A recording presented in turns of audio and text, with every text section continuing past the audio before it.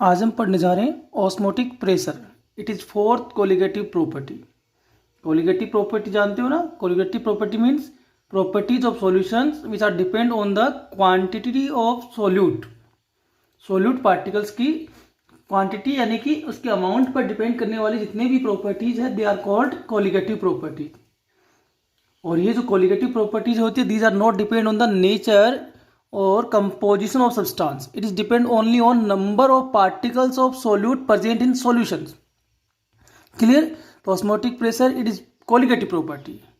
हम लोगों ने इनसे पीछे के वीडियो में पढ़ा था 4 type of colligative property. First relative lowering in vapor pressure, second elevation in boiling point, third depression in freezing point.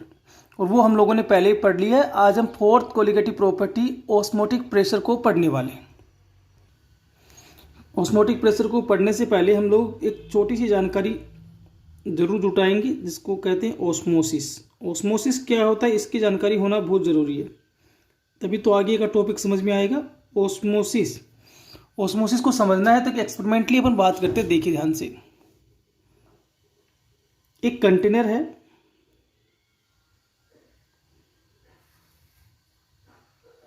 ठीक है, ये एक कंटेनर है। इस कंटेनर को हमने दो भागों में सेपरेट कर दिया। It is separated into 2 parts, ठीक है। तो ये एक बीच में हमने मेम्ब्रेन लगा दी जिससे इसके 2 पार्ट हो गए, ठीक है। और ये जो मेम्ब्रेन लगाई है ये है SPM। शॉर्ट टर्म में मैंने इसको क्या लिखा है? SPM। SPM का मतलब होता है सेमी परमिएबल मेम्ब्रेन। ये कैसी मेम्ब्रेन लगी है? सेमी परमिएबल मेम्ब्रेन,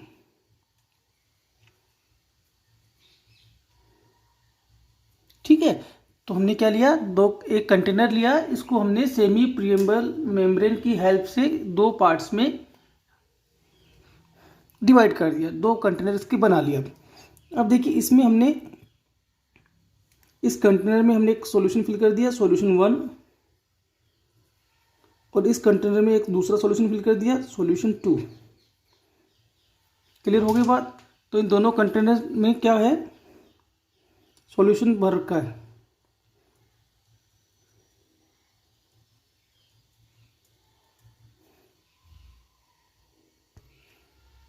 अब तक का एक्सपेरिमेंट समझ में आ रहा है ना कि हमने एक कंटेनर लेकर उसको 2 पार्ट्स में सेपरेट किया with the help of SPM। SPM is semi permeable membrane, और दोनों पार्ट्स में हमने अब 2 अलग अलग सॉल्यूशंस को फिल कर लिया। एक सॉल्यूशन 1 बोल रहे हैं, एक सॉल्यूशन 2 बोल रहे हैं, ठीक है। कोई कंफ्यूजन नहीं है किसी को?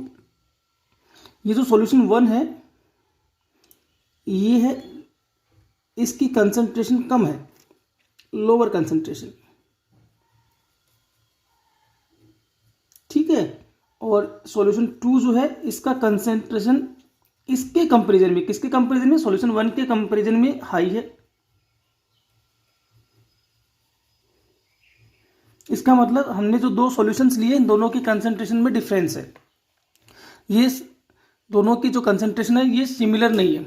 तो solution 1 have lower concentration as compare to solution 2। अब आते हैं अपन सबसे पहले SPM पे कि SPM क्या है। तो हम सबसे पहले जानेंगे SPM के बारे में। SPM फुल फॉर्म पता है ना? Semi permeable membrane.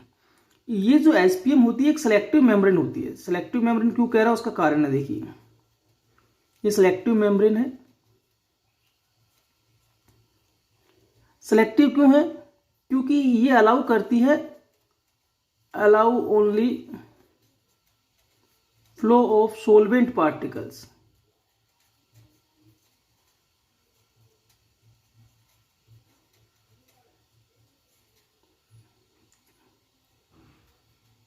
Through in it. समझ रहे हो बात को कि इसको हमने सिलेक्टिव मेम्ब्रेन क्यों कहा? Because it is allowed to flow of solvent particles through in it. पर ये सोल्यूट पार्टिकल को अपने अंदर से फ्लो नहीं करने देती। तो एक सॉल्यूशन को जब आप SPM के थ्रू निकालेंगे तो वो केवल सोलवेंट पार्टिकल को अपने अंदर से जाने देती है, सोलवेंट पार्टिकल्स को परमिट करती है, allow to flow through in it, पर सॉल्यूट पार्टिकल को नहीं करती। That's why this is selective membrane. समझ में आ रही बात? सेलेक्टिव होगी ना। सेलेक्टिव होने का मतलब ही क्या होता है कि किसी एक पार्टिकल को जाने दे, किसी एक पार्टिकल को नहीं जाने दे।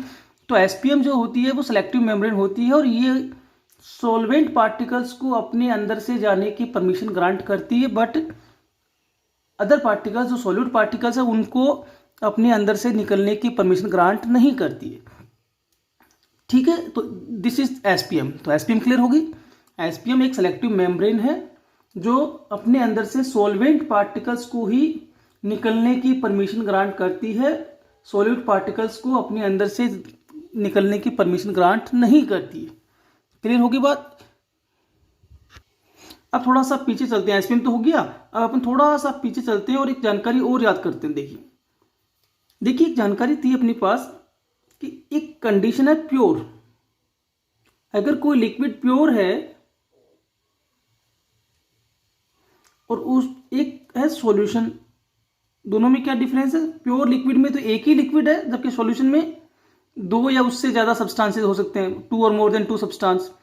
इन दोनों के वेपर प्रेशर का कंपैरिजन करें तो आपको पता है ना, प्योर लिक्विड का वेपर प्रेशर हमेशा ही हायर होता है as compare to solution.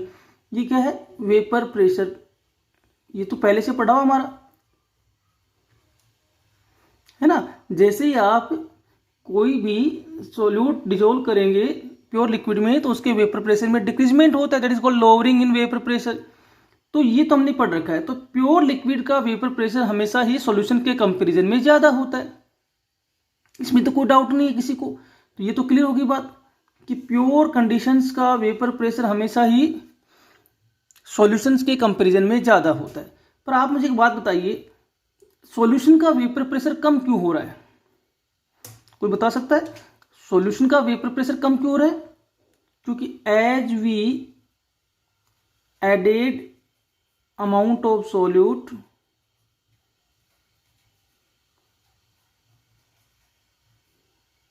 as we added amount of solute, vapor pressure of solution decreases।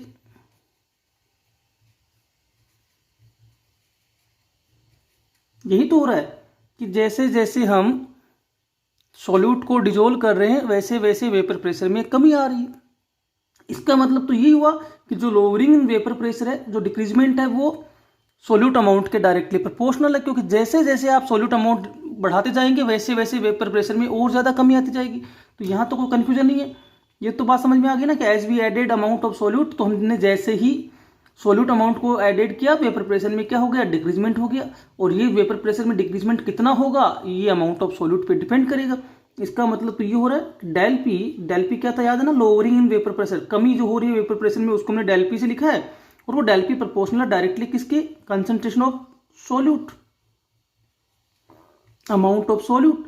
तो जितना ज्यादा सोल्यूट अमाउंट डिजोल्व करेंगे उतना ही ज्यादा वेपर प्रेशर में कमी देखने को मिलेगी। अब इन दोनों पे वो बात अगर मैं यहाँ अप्लाई कर दूं, ये थ्योरी यहाँ अप्लाई कर दूं, तो एक बात बताइए, लोअर कंसंट्रेशन और हायर कंसंट्रेशन में क्या मतलब है?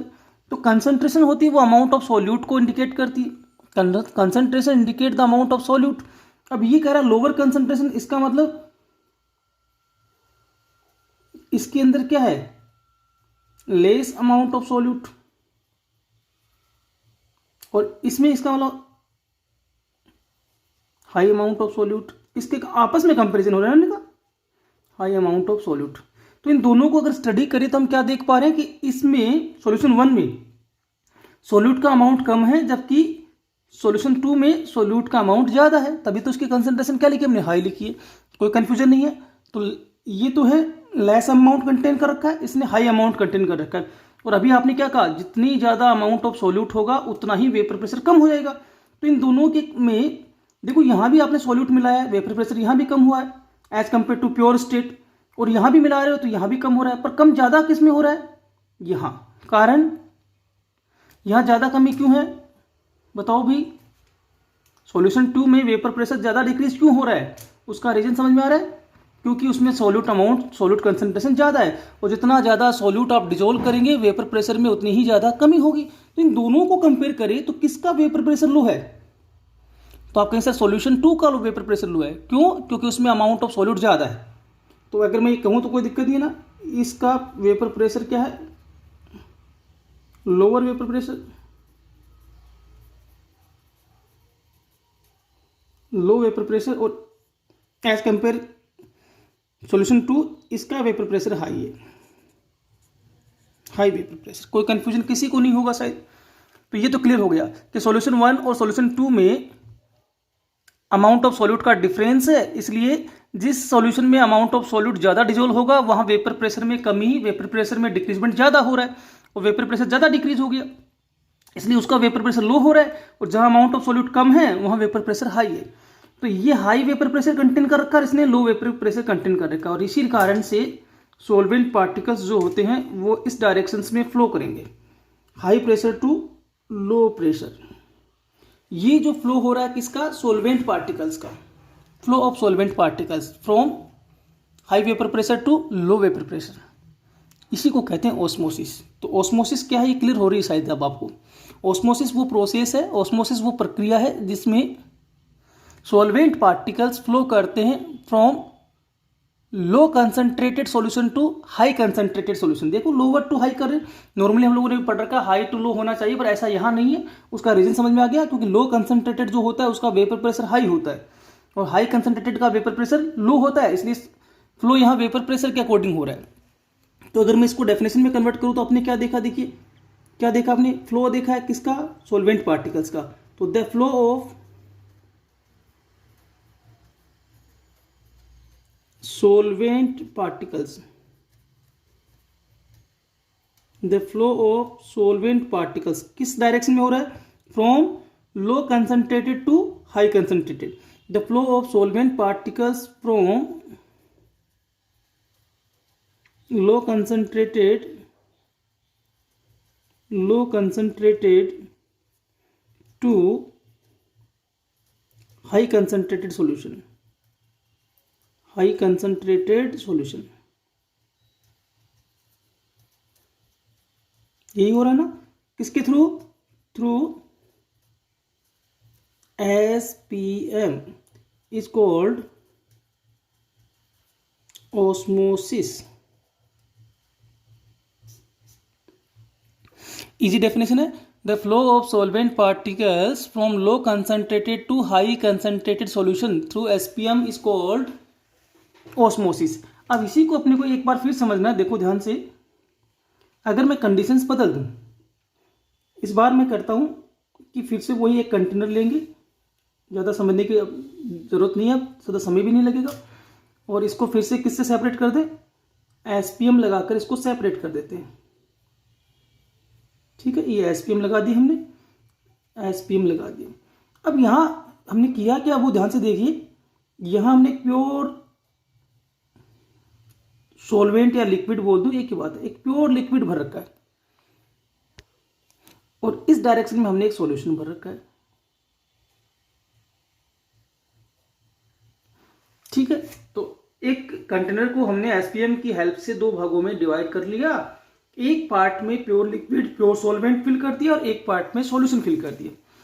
तो ऑस्मोसिस की जो प्रोसेस होगी वो किस डायरेक्शन में होगी, तो ये बताना आपको। तो आप एक बात बताइए, प्योर लिक्विड और सॉल्यूशन में किसका वेपर प्रेशर हाई होगा? तो आप कहेंगे सर इसका होगा, प्योर लिक्विड का high vapour pressure as compare to solution. सही है। अब बताइए, जब आपको ये पता है कि इसका हाई वेपर प्रेशर है, इसका लो है, तो फ्लो किधर होगा? High to low vapour pressure. तो आप क्या देख रहे हो? Solvent particles flow from pure state to solution. तो यहां मैं कह सकता हूं ना, flow of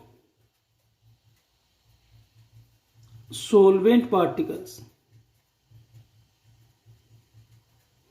from pure solvent to pure state to solution through SPM. Through SPM is called osmosis. तो यहां आपने दो बातें सीख ली। दो बातें क्या सीख ली? पहली बात आपने ये सीखी कि ऑस्मोसिस की प्रोसेस यदि दो सॉल्यूशंस के बिटवीन हो रही है if the osmosis process takes place between two solutions, then solvent particles flow from low concentrated to high concentrated solutions. और if osmosis process takes place between pure solvent and solution, then solvent particles flow from pure liquid to solution. तो ये आपको याद रखना पड़ेगा कि SPM membrane से हमने यदि दो सॉल्यूशंस को सेपरेट किया है तो सॉल्वेंट पार्टिकल्स फ्लो करेंगे low concentrated to high concentrated solution. और यदि एक सॉल्यूशन और एक प्योर कंडीशंस को हमने सेपरेट किया है तो फ्लो होगा प्योर कंडीशंस टू किस डायरेक्शन में जाएगा, सॉल्यूशंस की डायरेक्शन में जाएगा. समझ में आ गई बात. और इन दोनों को मिला के अगर एक डेफिनेशन बोले तो हम ये बोल सकते हैं कि flow of solvent particles from low to high concentrated solution और pure to solution, pure solvent to solution through SPM is called osmosis. तो ऑस्मोसिस आई थिंक सबको क्लियर हो गया होगा. तो ऑस्मोसिस के बाद हमें पढ़ना है ऑस्मोटिक प्रेशर. तो अब हम पढ़ेंगे ऑस्मोटिक प्रेशर. Osmotic pressure. ठीक है, चलिए एक काम करते हैं. देखिए एक बात आपको समझना, ध्यान लगा के, ये दो लिक्विड हमने, एक प्योर लिक्विड है एक सॉल्यूशन है, एक इन दोनों को हमने एसपीएम के थ्रू क्या कर रखा है, सेपरेट कर रखा है. और इस स्थिति में प्योर लिक्विड का वेपर प्रेशर हाई है जबकि सॉल्यूशन का वेपर प्रेशर लो है. इसलिए सॉल्वेंट पार्टिकल्स का मूवमेंट हो रहा है from pure liquid to solution और ये ऑस्मोसिस प्रोसेस चल रही है. कोई कंफ्यूजन नहीं है किसी को. अब देखिए काम समझिए ध्यान से. इन दोनों के वेपर प्रेशर का डिफरेंस, वही तो लोअरिंग है कि एक का ज्यादा एक का कम है, तो इन दोनों का वेपर प्रेशर का डिफरेंस कितना है. अपन सपोज कर लेते हैं ये इन दोनों का, यानी कि प्योर लिक्विड और सॉल्यूशंस के वेपर अक्स है, अपने मान लें अक्स अमाउंट है. ठीक है, समझ रहे हो बात को कि इसका वेपर प्रेशर हाई है, इसका वेपर प्रेशर लो है. इन दोनों को, इसमें से इसको माइनस कर लीजिए. समझ रहे हो बात को, हाई वेपर प्रेशर में से लो वेपर प्रेशर को माइनस कर लीजिए तो डिफरेंस आ जाएगा और दैट इज एक्स. हमने मान लिया वो एक्स है. अब सुनिए ध्यान से, अगर मैं इस कंटेनर पे यहां एक्स अमाउंट ऐड कर दूं, ऐड करने वालों अप्लाई कर दूं इस पर, तो क्या होगा भाई. आपने कहा ना कि लो वेपर प्रेशर और हाई वेपर प्रेशर, इन दोनों के वेपर प्रेशर में जो डिफरेंस है वो एक्स का है. अपन यूं समझ सकते हैं इसको मैथमेटिक तौर पे कि ये मान लीजिए 10 यूनिट है और ये 6 यूनिट है. समझ रहे हो बात को. तो डिफरेंस कितने का हो गया, 4 यूनिट का, तो एक्स इक्वल टू 4. कोई कंफ्यूजन नहीं है. और अब हमने क्या किया, एक्स अमाउंट इधर ऐड कर दी. तो कितनी अमाउंट ऐड कर दी, 4 यूनिट ऐड कर दिया. 6 पहले से था, 4 ऐड कर दिया, कितना हो गया 10. इधर भी कितना 10. तो जैसे ही मैं ये अमाउंट ऐड करूंगा दोनों साइड के वेपर प्रेशर क्या हो जाएंगे, इक्वल हो जाएंगे. क्लियर है. या फिर मैं ये भी कर सकता हूं कि इस डायरेक्शन से एक्स अमाउंट को रिमूव कर दूं, रिड्यूस कर दूं. रिड्यूस कर दिया, क्या होगा, एक्स अमाउंट हमने यहां कितना माना है 4, तो 10 माइनस 4, तो इसका वेपर प्रेशर डिक्रीज होकर कितना हो जाएगा 6.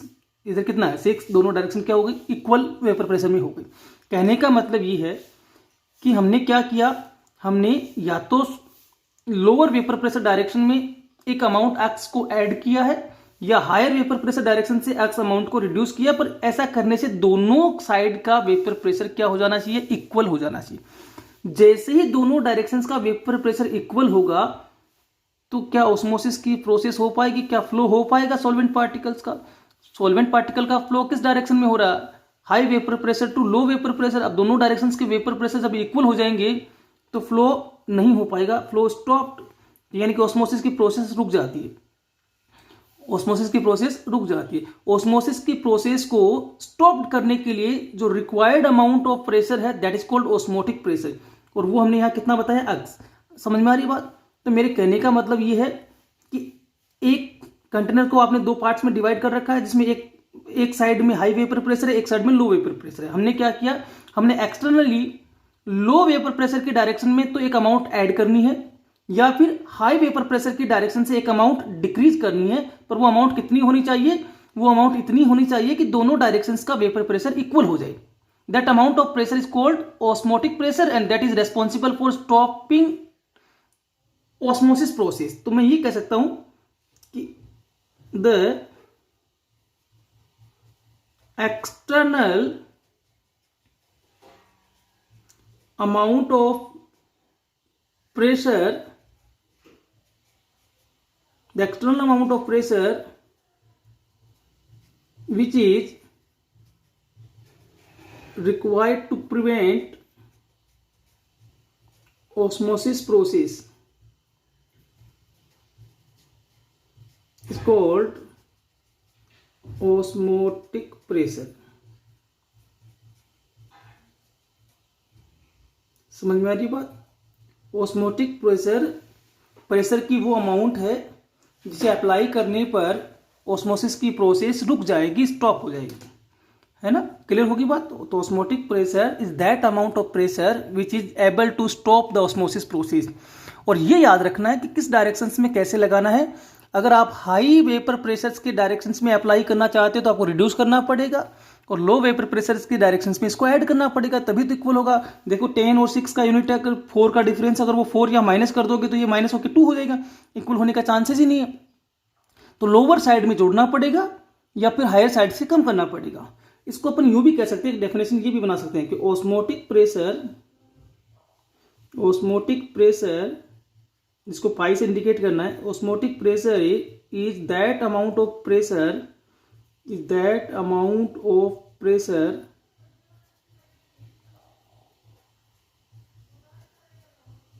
which is able to stop osmosis process. समझ की बात को? तो ऑस्मोटिक प्रेशर की वो अमाउंट है जिसे जैसे ही आप अप्लाई करेंगे वैसे ही ऑस्मोसिस की प्रोसेस स्टॉप हो जाएगी. क्लियर होगी बात? That amount is called osmotic pressure. Apply किस डायरेक्शन में करना है? आप दोनों डायरेक्शन में कर सकते हो, वो आप पे डिपेंड करता है, पर ध्यान रहे लोअर वेपर प्रेशर की डायरेक्शन में ये अमाउंट ऐड करनी होती है, जबकि हायर वेपर प्रेशर की डायरेक्शन से अमाउंट माइनस करनी होती है. तब जाके दोनों डायरेक्शंस का वेपर प्रेशर इक्वल हो जाएगा और ऑस्मोसिस की प्रोसेस रुक जाएगी. तो सीधे शब्दों में हम ये कह दें, osmotic pressure is that amount of pressure which is required to stop the osmosis process. Osmotic pressure is that amount of pressure which is required to stop the osmosis process. Clear होगी बात? चलें आगे. Laws of osmotic pressure. Osmotic pressure को पढ़ने के लिए हम कुछ लॉज को पढ़ने वाले हैं, जिसमें पहला है वॉन्ट ऑफ बॉयल लॉ. बड़ा इजी लॉ है. ये लॉ अप्लाई होगा एट कांस्टेंट टेम्परेचर. याद रह जाएगी ये बात. तो एट कांस्टेंट टेम्परेचर, ठीक है. और लॉ क्या कहता है? पाई प्रोपोर्शनल टू सी. तो कांस्टेंट टेम्परेचर पे पाई जो होता है वो सी के प्रोपोर्शनल होता है. यहाँ पाई क्या है? ऑस्मोटिक प्रेशर, और सी है कंसंट्रेशन ऑफ सॉल्यूशन.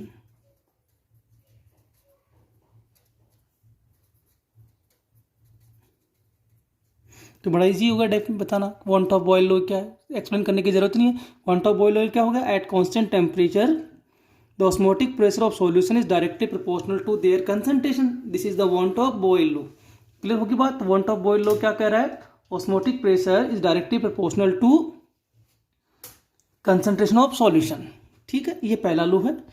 और आप एक बात जानते हो ना, क्या जानते हो कि जो सी कंसंट्रेशन होता है वो डाइल्यूशन के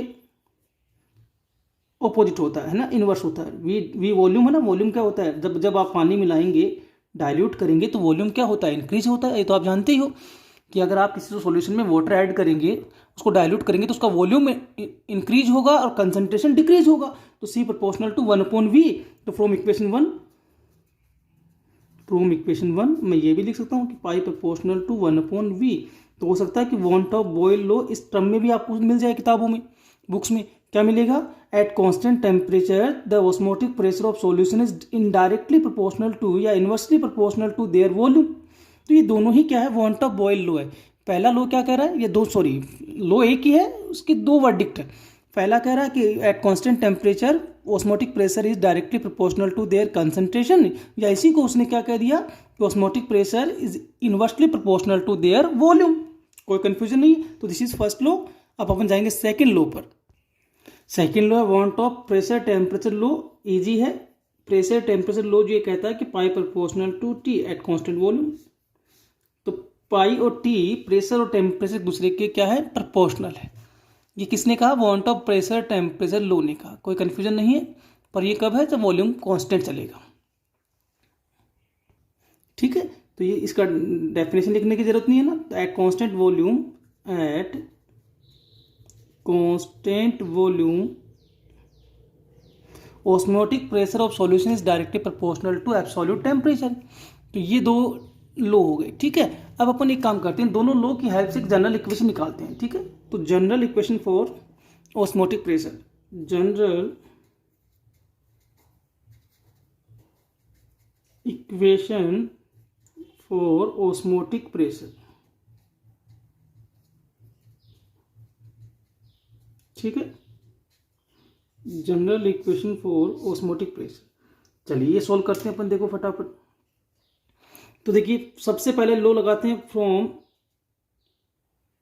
boil law, van't of Boyle law. ठीक है, बॉयल लो अप्लाई करते हैं, जो कहता है पाई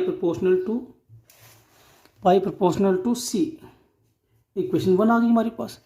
फिर हम लगाते हैं प्रेशर टेम्परेचर लो, प्रेशर टेम्परेचर लो, जो भी हमें क्या कह रहा है, पाई प्रोपोर्शनल टू टी। इक्वेशन 2 आ गया। अब इन दोनों इक्वेशंस की हेल्प से अपन इसको सोल्व करेंगे। तो from equation 1 and 2, from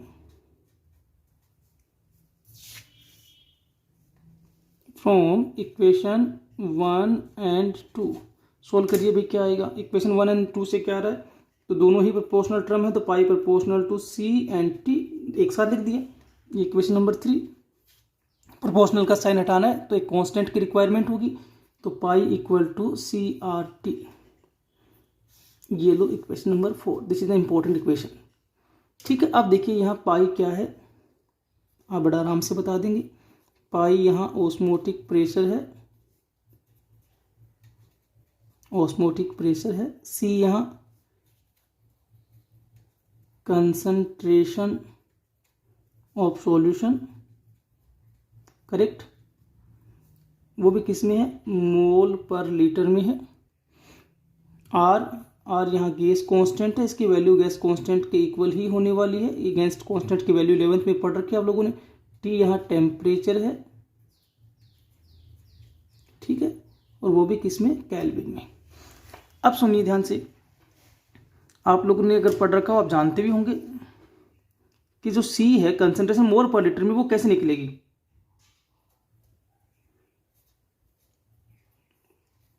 concentration in मोल पर लीटर, वो होती है मोलेरिटी। याद है क्या, कंसंट्रेशन इन मोल पर लीटर। मोल पर लीटर किसका यूनिट था, मोलेरिटी। तो हमने कंसंट्रेशन ऑफ सॉल्यूशन सी जो लिखा है वो मोलेरिटी की टर्म में लिखा है, तो वो निकलता है मोल्स ऑफ सोल्यूट। इंडिकेट कर देता हूं इसको एन बी से। एन होता है नंबर ऑफ मोल्स और बी किसके लिए, सॉल्यूट के लिए लिखा है मैंने, समझ में आ रही बात। Upon volume of solution, V solution, clear, V solution,